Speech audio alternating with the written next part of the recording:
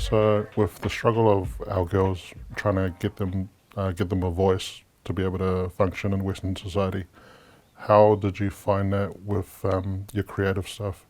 You finding your voice and moving away from all your diplomatic work into your creative stuff? When I entered a non-diverse, working space, my response to that was to try and make myself the same as my surroundings. So when I entered the public sector, as much as I really, enjoyed my time there and I loved the work and I loved the aims and the ethos of public service, which is about, being involved in the decision making for our country, I entered an environment that didn't reflect me.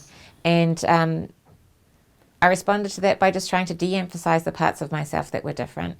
And, I went on that journey for, quite a long time before realizing, actually, it's the parts of me that are different that are my advantage. It's the parts of me that are different that are the best parts of me.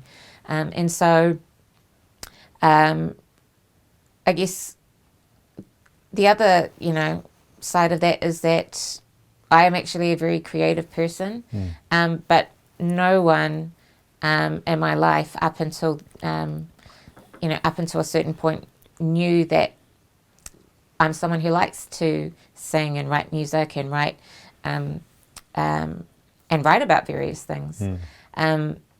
But I turned to creativity when I was facing challenges in my professional life and when I needed an outlet to express what I was feeling. And the thing is, you suppressed all of that stuff because your role as a main breadwinner, you had to provide for us. You had to make mortgage payments and all that kind of stuff. So, in order to do that, you had to work, and you didn't have the time to do your creative stuff. So, just with the birth of Misadventures, that came through from your work experience. Do you want to tell us a bit about that? Yeah, I wrote Misadventures at a time when I was disappointed that I'd missed out on several promotions. And I guess it was part of, it came from quite a painful, period in my working life. And it was sort of part of me trying to understand myself.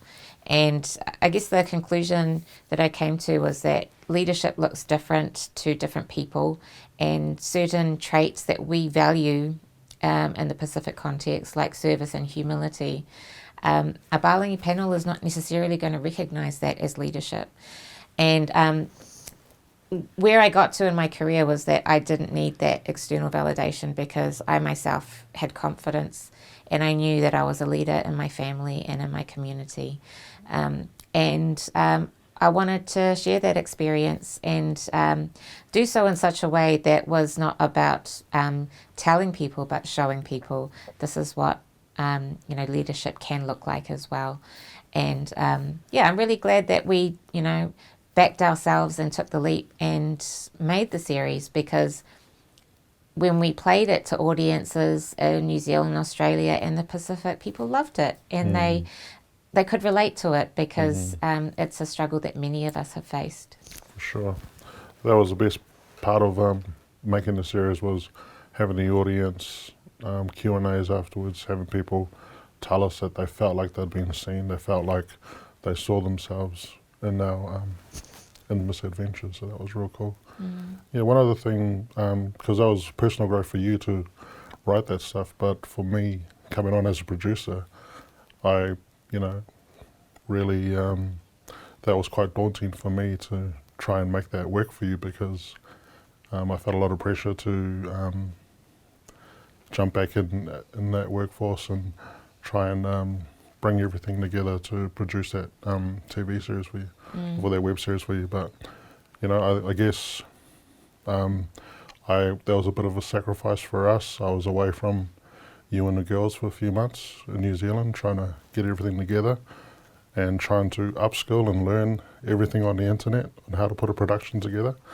But one thing I found was that a lot of the skills that I needed for production, we already had those skills, you know, from all of our diplomatic work, from, you know, throwing parties and making connections and that kind of stuff. So, and I found that finding the right people to help us with our vision was probably the most important part. Finding people who knew what they were doing and giving them the freedom to make your work come to fruition. So that was a real growth for me as well, to jump back out there.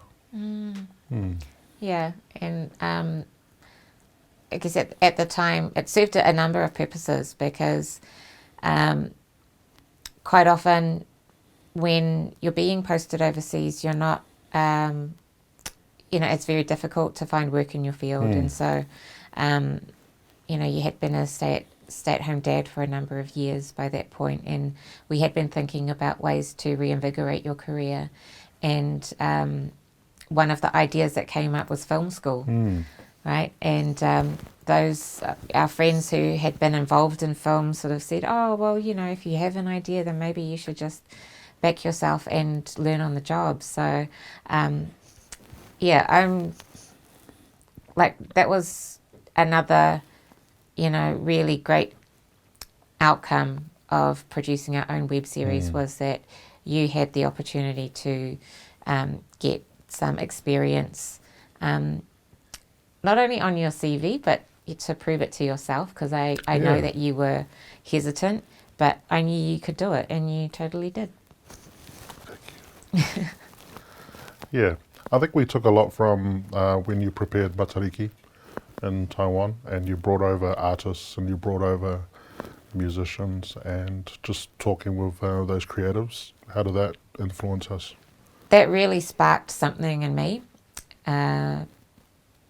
because I guess it was really eye-opening just to see how much artists believed in their own message and worked a whole lot of jobs. You know, they have their hustle going on so that they can pour their resources into their passion. And that, I found that really inspiring, and, you know, that's something that we've taken away from that time, is that if you have a message that you really believe in, then you should back yourself to tell it.